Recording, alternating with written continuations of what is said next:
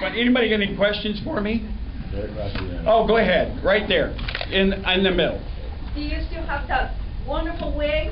And you put it on once in a while just to look at yourself? No, I never buy. We still have it in the wardrobe case. I'm hoping that it's really moldy by now. You know what? I was sitting back there, and I know we're going back out, and I'm looking at that wig and the end, and I'm going, will I wear that on this? And I'm thinking, okay, I'll have to come off stage and I have to put it on, and I don't know. So I don't know. Yes, Judy. Hi.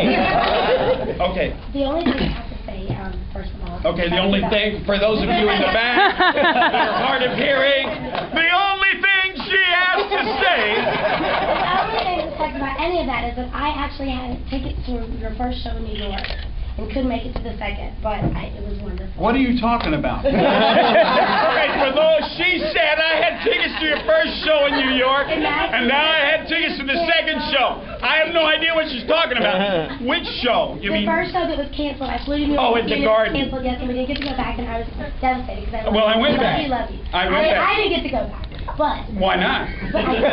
She didn't get to go back, and I'm asking why. Which guy? Right here. This guy. The one that What are you, cheating? Anyway, so my question is. That she'd Yes. leave me for. My, yes. She said you're the only man she'd leave me for. For on her birthday. Somebody in New York really good taste. Which of the three bad out of hell is your personal favorite? Which of the three bad out of hells is my personal favorite? I don't really have. Hello? Can you hear me? Yeah. Okay. I don't know that I really have a personal favorite. I think they're all really good. I really like Batman, but that has a life of its own, and it really belongs to the people that have bought it. It doesn't belong to me. It's got some weird name on the front of it. But just before I go on, you have no idea what it's like walking around having the name Meatloaf.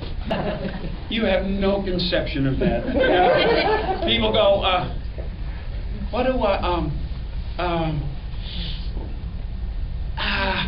do I call you? Do you have a brother? Yes. What do you call him? Tom. Okay, that's fine. So I just go, you call me Meat. And then I got another little story. I was playing golf. There's a baseball player, a very famous baseball player, used to play for the Angels, Los Angeles Angels, and went to play for the Yankees for a little bit, by the name of Chili Davis. Yeah. And I was at a golf tournament in Arizona, and it was the day before the tournament, and we were playing a practice round. So I'm with Chili Davis and a couple other guys, and we get to the fourth hole, and I'm keeping score, and I look up and I go, Chuck, what'd you have? Okay, 4. Frank, yeah, okay, 3. Chili, yeah, okay, meat. So it was, true story, Chili, Chuck, Frank, and meat. So I've always said since then, just call me Meat, just think of me in the Stu, Chuck, and Frank family. Rufus? Yes. He was. Who in the hell's Rufus? He used to wear what? Midnight Special. The only thing the only time I was ever on Midnight Special was Todd Rundgren was on, and we were trying to get on, but Don Kirshner was the producer. Yes. And Don Kirshner had gotten really angry with me in 1973 because he was doing a series with a guy named Norman Lear, who was the producer of All in the Family. Right. And I wanted to do the series, but Don Kirshner wanted to own us like he did the Monkees. And I said no. So he got really mad, and he had Don Kirshner's rock concert, which we eventually got on, but he also was co-producer of Midnight Special, and this was only 3 years later, and he would not let us on Midnight Special. So when Todd Rundgren was hosting Midnight Special, he got the video of Bat Out of Hell on Midnight Special. And that was great, right? And I remember it was after a show in Washington, D.C., and we're all gathered around the TV, and it starts, and they've edited the beginning, but that's okay. And it gets into the second part of the song, I'm going to hit the highway like a battering ram. And the tape goes,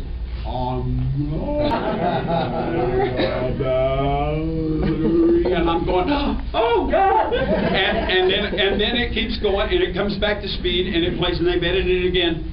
And then they get to the part in the song where it goes, I'll never see the sudden curve till it's way too late. And then there's a little break, and it comes back, or it comes back, and then I'm dying at the bottom of the pit. Well, they got to that point in the show where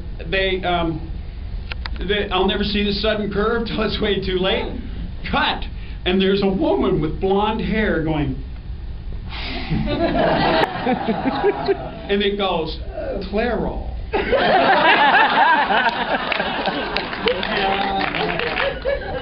I had a nervous breakdown at that point. And since that moment, I refused to buy Clairol products.